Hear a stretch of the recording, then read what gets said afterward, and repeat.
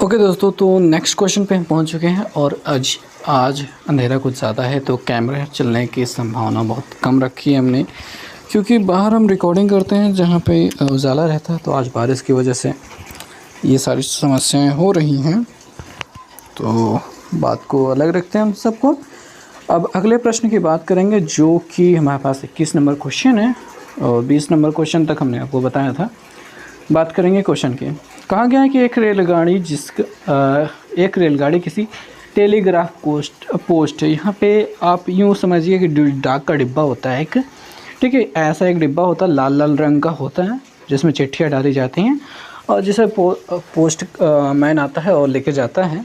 तो ये होता है आपका टेलीग्राम पोस्ट को 40 सेकंड में 36 किलोमीटर प्रति घंटे की चाल से पार कर लेते हैं। गाड़ी की लंबाई हमको ज्ञात करनी है। बहुत ही सिंपल सी काम है, बहुत ही सिंपल सा सूत्र लगाना है। यहाँ पे देखिए, समय बराबर 40 सेकंड है और चाल जो 36 किलोमीटर प्रति घंटा है उसमें हम 5/18 से गुणा कर देंगे। ये आपका रूल होता है, 5/18 से गुणा कर देंगे तो आपको वो मीटर प्रति सेकंड में कन्वर्ट हो जाएगा। तो 10 मीटर पर सेकंड हमको क्या मिल जाएगा, चाल मिल जाएगी। देखिए 36 में 5/18 से गुणा किया तो 18 दूनी 36 होता है, 5 दूनी 10 मीटर पर सेकंड हो गया। और जो दूरी होती है यहाँ पर रेलगाड़ी की लंबाई ही उसके द्वारा चली गई दूरी है, जब वो पोस्ट एक खंभे, पेड़ या फिर पोस्ट बॉक्स को पार करती है। तो दूरी बराबर चाल गुणते समय। तो चाल कितनी है, चाल है अपनी 10, समय कितना है 40, दोनों को गुणा कराया 400 मीटर पर सेकंड, तो सॉरी 400 मीटर। ये क्या आ गई, रेलगाड़ी की लंबाई हो गई। बहुत ही आसान सा प्रश्न था, विकल्प आप सी वाला देख सकते हैं, सही है। अगले प्रश्न में चलेंगे, क्वेश्चन नंबर 22। देखो भाई, ये सभी क्वेश्चन बहुत आसान से रहे हैं और कोई भी दिक्कत नहीं होने वाली है इनमें हल करते वक्त। आपको कुछ एक क्वेश्चन होंगे जो मुश्किल होंगे, बट ज़्यादातर क्वेश्चन आसान ही है। इस क्वेश्चन की बात करेंगे, यहाँ पे देखेंगे लिखा गया है अंडर रूट के अंदर है 1 + sin x upon 1 - sin x। दोनों क्या है, एक ही अंडर रूट के अंदर है। मैंने थोड़ा सा छोटा बनाया बट ये पूरा है, ओके।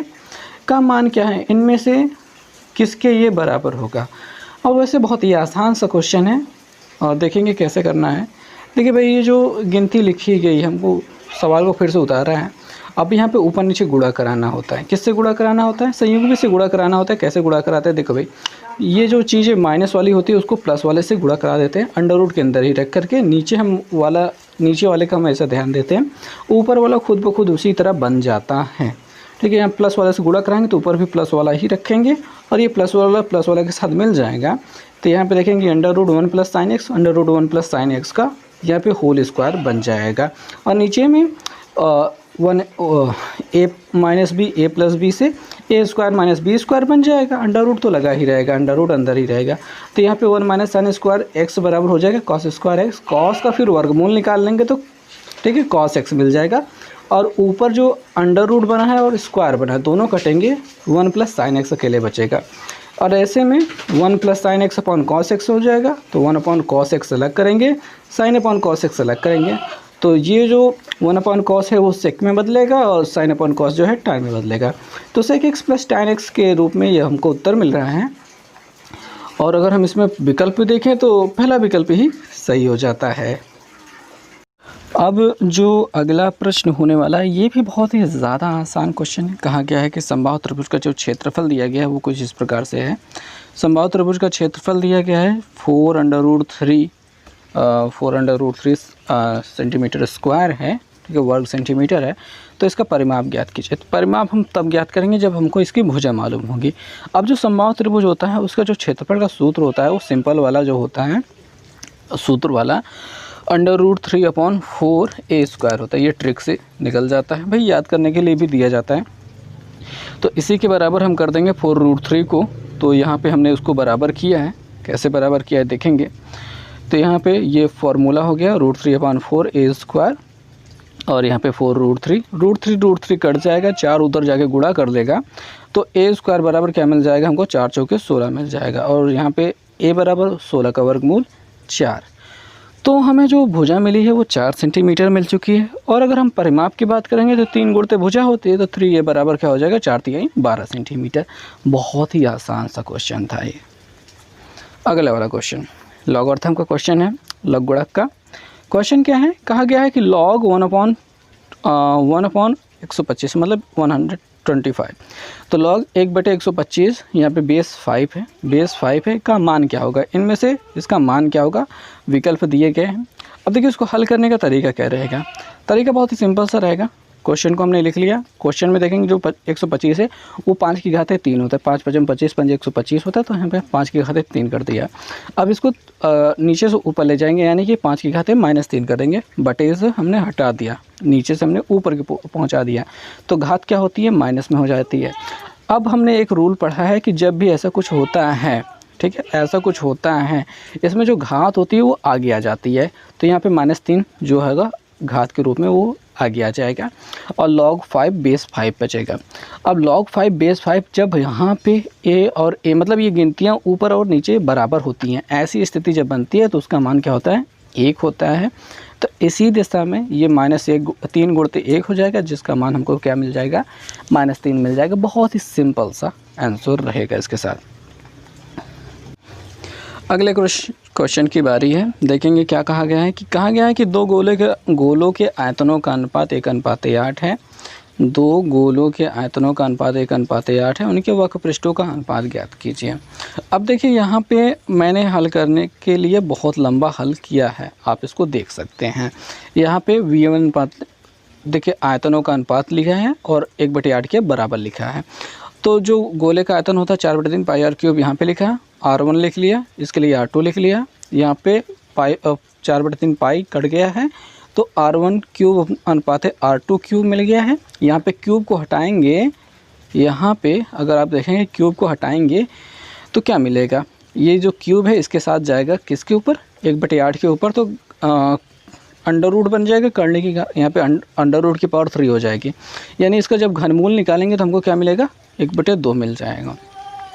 यानी R1/R2 = 1/2 हो जाएगा। और अगर हम वक्र पृष्ठों का अनुपात निकालना शुरू करेंगे तो 4 πr² होता है, तो 4 पाई कट जाएगा, R1/R2²।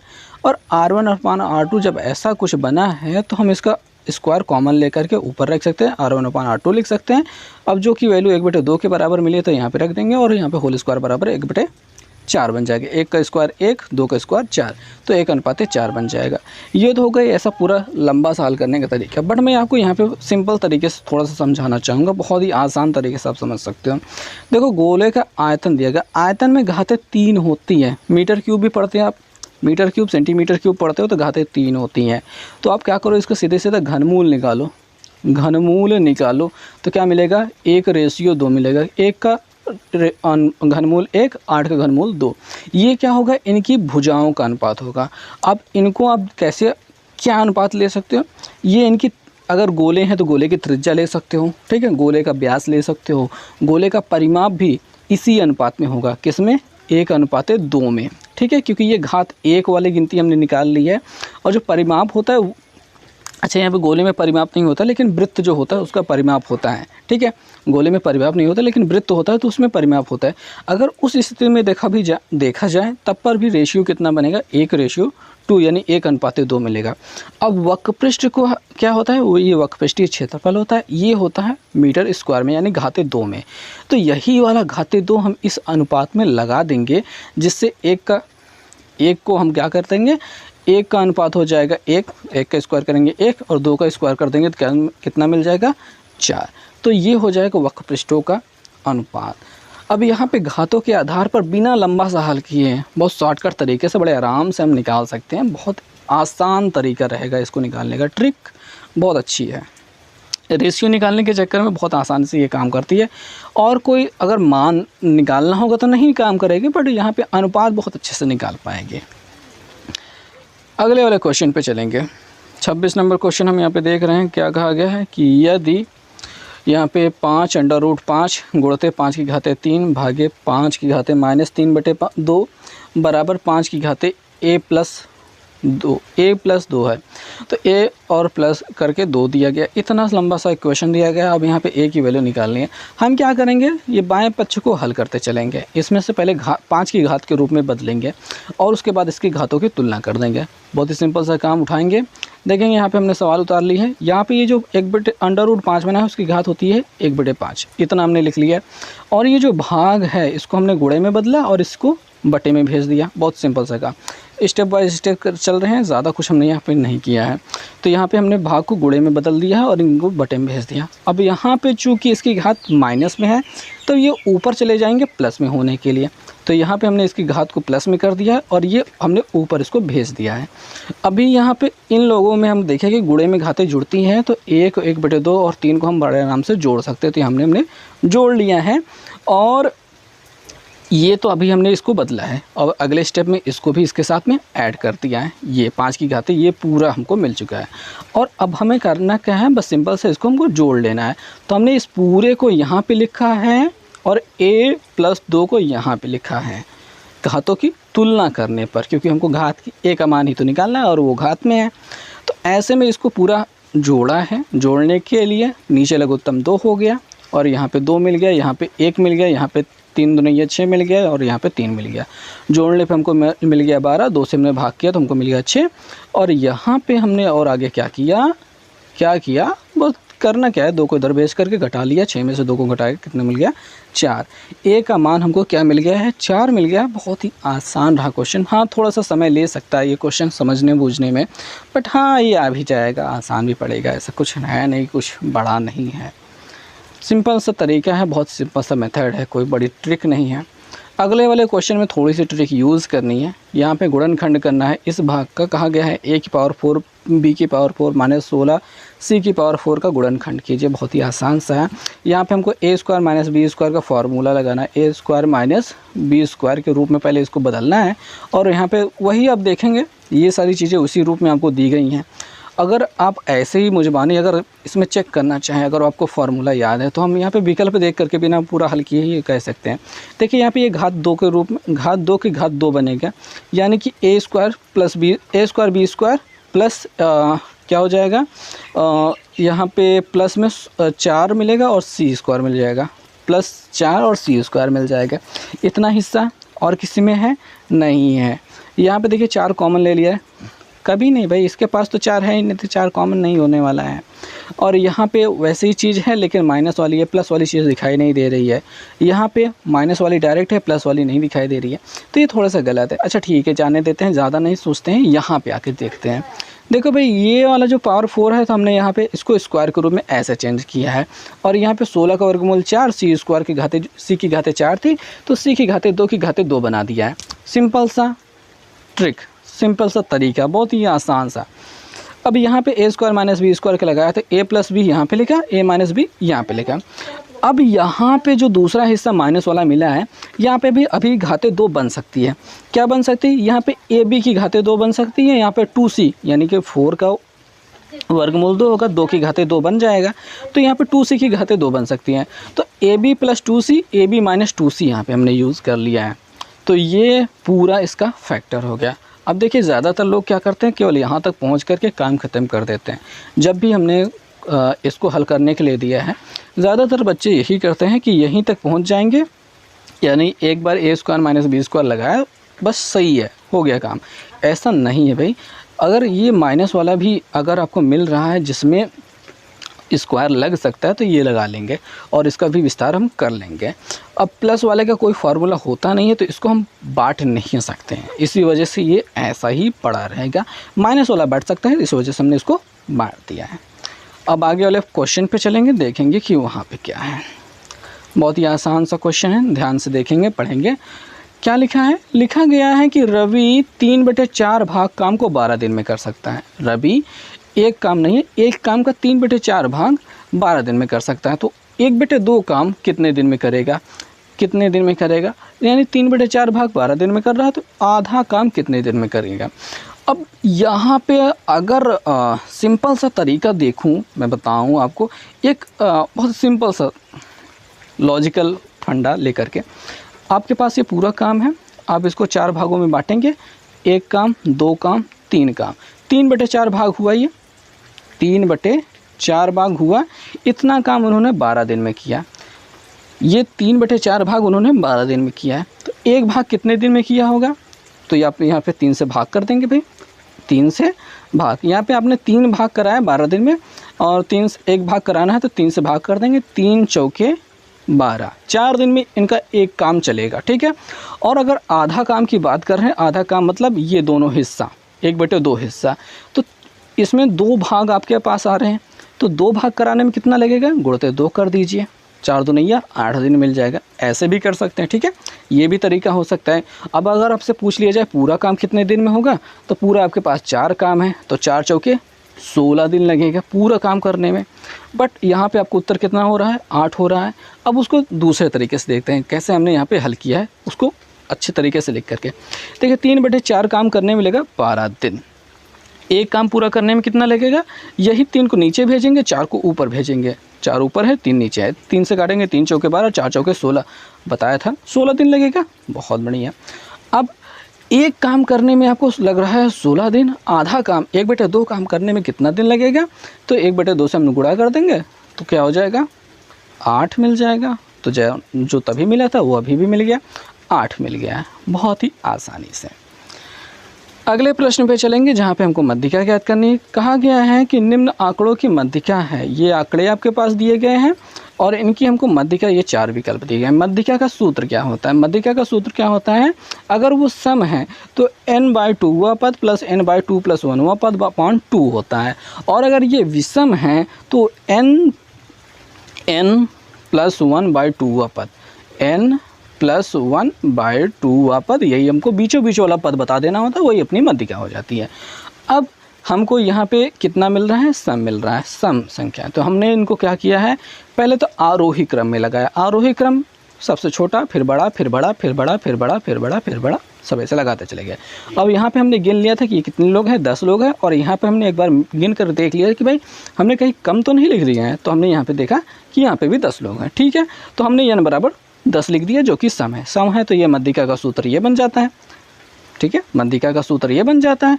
अब यहाँ पे क्या है, 10 लोग हैं, 10/2 यानी कि 5वां पद, 10/2 यानी कि 5वां, 1 2 3 4 5, ये रहा 5वां पद, हमने लिखा 26, और उसके बाद वाला, ठीक है, यहाँ पे इसका मतलब क्या है, n/2 यानी कि 5 + 1 यानी कि 6, 6वां पद कौन हो गया, 29 हो गया। तो हमने 29 को भी लिख लिया, दोनों को जोड़ लिया, जोड़ने के बाद हमको क्या मिल गया, 55, 55 को 2 से हमने भाग कर दिया, 27.5 मिल गया। बहुत ही आसान, बहुत ही आसान तरीके से। अब यहाँ पे मैं चूँकि पहले से हल कर चुका हूँ इसे, तो इस वजह से यहाँ पे जल्दी हो जा रहा है। अब अगर आप इसको स्वयं हल करने बैठेंगे तो पहले बात तो ये अरेंज करने में थोड़ा सा टाइम जाएगा, ठीक है, अरेंज करने में जाएगा, उसके बाद इनको जोड़ने और भाग करने में थोड़ा सा टाइम जाएगा, बस थोड़ा थोड़ा ज़्यादा समय लगेगा, बट यहाँ पे बहुत ही आसान रहेगा इनको कर पाना। अगले वाले प्रश्न की बात करेंगे, 30 नंबर क्वेश्चन है, x + 1/x = √3 है, तो x³ + 1/x³ का मान क्या होगा। बहुत ही आसान सा क्वेश्चन। और यहाँ पे देखेंगे इस प्रकार के क्वेश्चन को किस प्रकार से और दिया जाता है, और आपको यहाँ पे माइनस वाला दे करके यहाँ पे माइनस वाला पूछा जा सकता है, दूसरी स्थिति होल स्क्वायर वाला पूछा जा सकता है, तो ऐसे और सारे कई क्वेश्चन आते रहते हैं। तो इसका जो प्रॉपर हल है बस वही सिंपल सा काम है, अपने पास जो दिया गया है प्लस वाली गिनती यानी x + 1/x = √3 लिख लिया, और चूँकि घाते 3 पूछ रहा है, चूँकि घाते 3 पूछ रहा है तो हम दोनों पक्षों का क्या कर देंगे, घन कर देंगे। दोनों पक्षों का हमने यहाँ पे घन कर दिया है। यहाँ पे होल क्यूब का फॉर्मूला लगाया है, जो कि होता है a³ + b³ + 3ab कोष्टक में a + b। Okay okay, clear है बात। तो यही फार्मूला हमने यहाँ पे लगाया है, विस्तार यही किया है। और यहाँ पे √3 का क्यूब होने का मतलब उसको 3 बार अंडर रूट के अंदर ही 3 बार गुणा करना। अब यहाँ पे 2 लोग जोड़ा बन के बाहर आ गए हैं और अंडर √3 एक अंदर रह गया है। और इस ओर की बात करेंगे तो इसका मान तो हमको निकालना है, तो इसमें हम कुछ नहीं करेंगे, हमने रख लिया उनको। यक्स और यक्स ऊपर नीचे वाले कट जाएंगे, यहाँ पे जो 3ab जो बनता है उसमें यक्स और यक्स ऊपर नीचे कट जाएंगे और 3 ऐसे रहेगा। और यहाँ पे क्या हो जाएगा, ये हो जाएगा x + 1/x। आज चूँकि ये पहले से √3 के बराबर था तो इसके पूरे का मान हम यहाँ पे √3 रख देंगे, ये तो पहले से दिया है। और यही बात है इसमें जो कई बार समझ में नहीं आती है कि एक बार तो हमने यहाँ पे क्यूब किया, फिर यहाँ पे उसको वापस क्यों रखने लगे। भाई इसको ऐसे ही रखा जाता है, आप ये मान लीजिए, ठीक है। क्योंकि मैं भी यही सोचता था कि एक बार आपने यहाँ पे रखकर क्यूब किया तो फिर से इसको क्यों रखने लगे, भाई इसका मान कुछ और रखना चाहिए। नहीं, उसका कुछ मान और नहीं रखा जा सकता, जो हमने मान पहले से दिया है वही हम फिर से रखेंगे √3। तो यहाँ पे 3√3 मिल गया। अब ये गिनती प्लस वाली उधर जाने के बाद माइनस हो जाएगी, तो हम देखते हैं यहाँ पे 3√3 पहले से है और एक और आ गया, तो यहाँ पे घट के कितना मिल गया, 0 मिल गया है, और जो कि x³ + 1/x³ के बराबर ही रहेगा। तो आंसर कितना मिल गया हमको, यहाँ पे 0 मिल गया है। तो ये रहेंगी इसकी स्थितियाँ। अगले वाले प्रश्न की हम बारी देखते हैं, क्या है क्वेश्चन ये अगला वाला। यहाँ पे हम देखते हैं कि क्वेश्चन क्या है कि उस वृत्त का क्षेत्रफल कितना होगा जिसकी परिधि 11 सेंटीमीटर भुजा वाले वर्ग के बराबर है। ठीक, उस वृत्त का क्षेत्रफल हमको ज्ञात करना है जिसकी परिधि 11 सेंटीमीटर भुजा वाले वर्ग के बराबर है। यानी वृत्त की परिधि और वर्ग की परिधि क्या है, बराबर है। वृत्त की परिधि 2π है और वर्ग की परिधि 4a 4 × a। ठीक है, वर्ग ऐसा होता है चारों भुजाओं को 4 a और a और a और a 4 बार जोड़ेंगे तो 4a मिल जाएगा। वही चीज़ यहाँ पे हमने लिख के रखा है। अब चूंकि a का मान भुजा कितना दी है, 11 है, तो हमने यहाँ पे 11 लिख लिया है। तो 11 × 4 यहाँ पे रह जाएगा। और अब यहाँ पे r का वैल्यू निकाल लिया है, तो 2 और पाई को नीचे भेज दिया, पाई का मान 22/7 7 को ऊपर भेज दिया। 11 दूनी 22 यहाँ पे हो गया। ठीक है, और काटा है हमने, क्या काटा है, 2 से काटा है, 2 से काटा है 4 को तो 2 मिल गया, 2 से काटा फिर 22 को 11 मिल गया, 11 से फिर 11 को काट दिया और टोटल हमारे पास 7 अकेले बच गया। तो r बराबर हमने क्या ले लिया, 7 मिल गया। तो हमको वृत्त की त्रिज्या मिल गया 7, तो हम इसका क्षेत्रफल भी निकाल सकते हैं πr² से। तो पाई का मान 22/7 रख दिया, r का मान 7 × 7 रख दिया, क्योंकि स्क्वायर है, कहते 2 है, 2 बार लिखेंगे। 1 7 से 1 7 कट जाएगा, 22 और 7 का गुणा कराएंगे तो 154 सेंटीमीटर स्क्वायर मिल जाएगा हमको वृत्त का क्षेत्रफल। बहुत ही आसान सा क्वेश्चन रहा इसका, और आंसर भी हमको मिल रहा है, सी वाला विकल्प सही है। अगले वाले प्रश्न की बारी है, वहाँ पे हम चलेंगे। अब ये वाला क्वेश्चन थोड़ा सा टेढ़ा है और समझने लायक है। क्या क्वेश्चन है, कहा गया है कि tan 3a tan 2a tan a का मान किसके बराबर होगा। विकल्प ये तीनों दिए गए हैं और चौथा वाला इनमें से कोई नहीं दिया है। अब इस क्वेश्चन को हल करने का जो तरीका रहेगा वो थोड़ा सा डिफरेंट रहेगा, और ये इंटरमीडिएट की किताब में बहुत अच्छे से मिल जाता है। जहाँ पे हम त्रिकोणमिति के बारे में जब पढ़ना शुरू करते हैं तो यहाँ पे ये मिलता है क्वेश्चन, और इसके हल करने का ये ट्रिक भी रहता है। क्या होता है कि tan 3a लेते हैं, tan 3a क्या है, एक गिनती है, और tan 3a के बराबर क्या हो सकता है, tan 2a + a।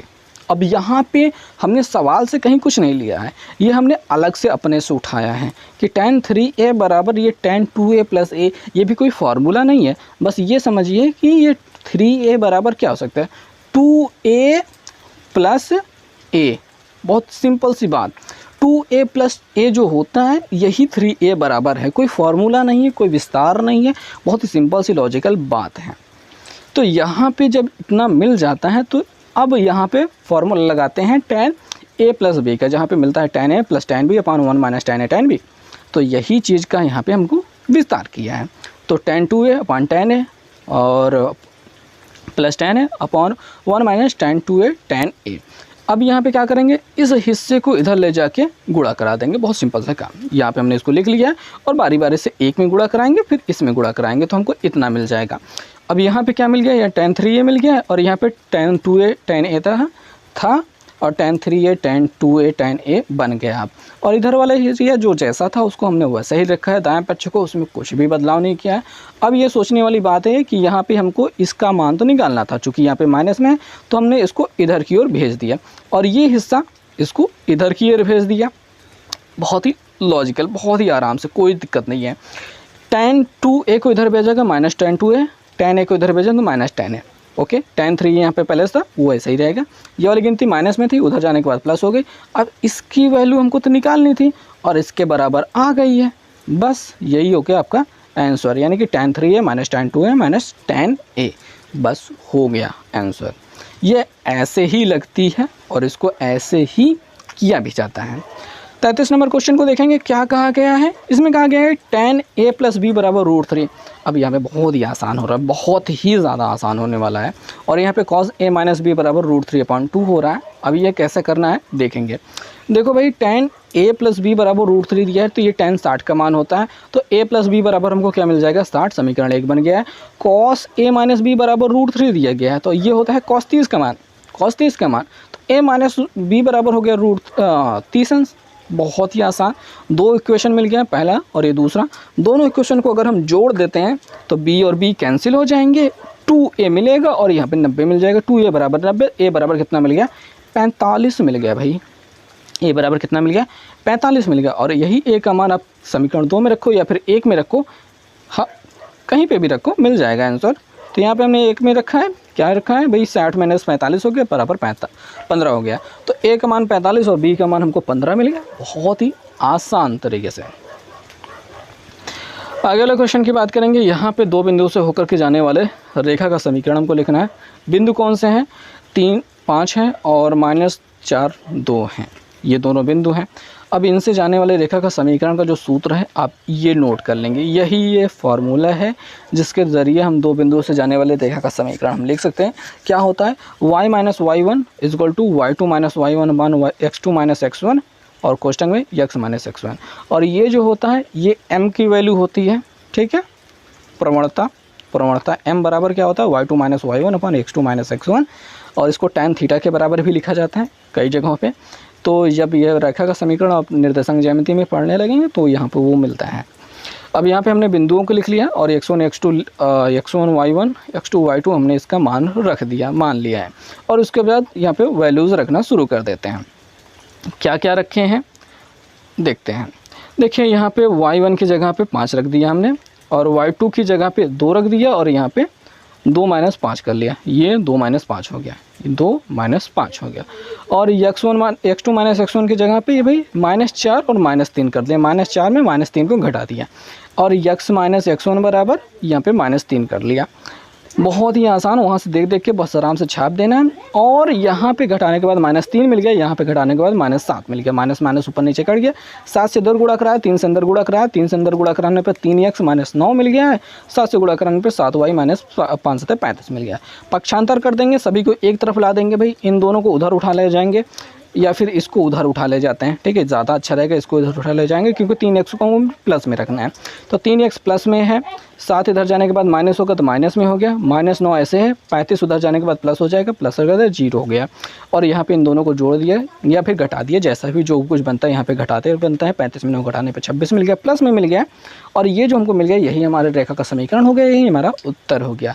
तो सूत्र का याद रखिएगा क्योंकि ये ऐसे ही होने वाला है। अगला है घनमूल निकालना है इनका। 72.9 हो रहा है, नीचे 0.4096 हो रहा है, इसका मान ज्ञात करना है यानी घनमूल निकालना है। अब हमें क्या करेंगे, बहुत ही सिंपल सा काम है, दशमलव हटाएं भाई। यहाँ पे हमने एक अंक से पहले दशमलव हटाएं, फिर उसके बाद हमने सोचा कि भाई 3 अंक पे जो लगा है उससे भी हटा दो, ऊपर 3 से 0 बढ़ा दिया है। अब ऊपर जो 729 दिया गया है हमने इसका फैक्टर किया। 729 में 3 to 0 है भाई, वो 3 to 0 क्या होगा 10 10 10 बन जाएंगे। और 729 का हमने यहाँ पे फैक्टर जब किया है तो हमको क्या मिल गया है 3 3 3 3 3 3 इतना मिला है। गुणनखंड करेंगे बड़े अच्छे से, जैसा हमने किया है वैसे ही करेंगे। और यहाँ पे 4000 जो 96 बन रहा है इसका भी हमने फैक्टर किया है। और यहाँ पे फैक्टर करने के बाद थोड़ा सा लंबा चला गया है, ठीक है, बट यहाँ पे 2 का ही चल रहा है, 2 वाला इक्वेशन ही चल रहा है कि 2 दूनी 4 दूनी 8 दूनी 16 दूनी 32 दूना 64 दूना, इसको 28 दूनी 256 दूनी 512 दूनी है 1024 दूनी 2048 दूनी 4096। तो ये वही वाला पूरा सीक्वेंस चल रहा है। वैसे हमने केवल 1024 तक का याद किया था, बहुत ही आसान सा तरीका से रहता है। अब यहाँ पे बात करेंगे कि यहाँ पे हमने फैक्टर करके जब रख लिया तो घाते 3 होने की वजह से 3 3 का हमने जोड़ा बनाया, देख रहे हैं 3 3 का जोड़ा बनाया, सभी को बाहर निकाला, 1 3 1 3 1 10 ऊपर निकल गया, 1 2 1 टोटल 4 ठीक 2 निकले। ऊपर वाले गुणा कराया, 3 3 का 9 90 और नीचे हो गया 16। और यहाँ पे हमने क्या कर दिया भाग कर दिया, भाग करके हमने दशमलव में निकाल लिया है गिनती का मान। और यहाँ पे बड़ा अच्छा सा मैंने भाग करके दिखाया भी है। क्यों भाग किया है, क्योंकि हमारा जो उत्तर मिल रहा है वो दशमलव मिल रहा है, तो यहाँ पे ऐसे ही मिल रहा है। और वो 5 दशमलव कितना आ रहा है 5.625 आ रहा है। तो आपका जो विकल्प हो रहा है 5.625, ये डी वाला विकल्प सही हो जा रहा है। बहुत ही आसान सा क्वेश्चन है, ठीक है ना, है ये आसान ही। आगे देखेंगे क्या है। अब ये 36 नंबर जो क्वेश्चन होने वाला है वो थोड़ा सा लंबा होने वाला है और इसको लेकर के आएंगे हम नेक्स्ट वीडियो में। और तब तक के लिए बहुत बहुत धन्यवाद।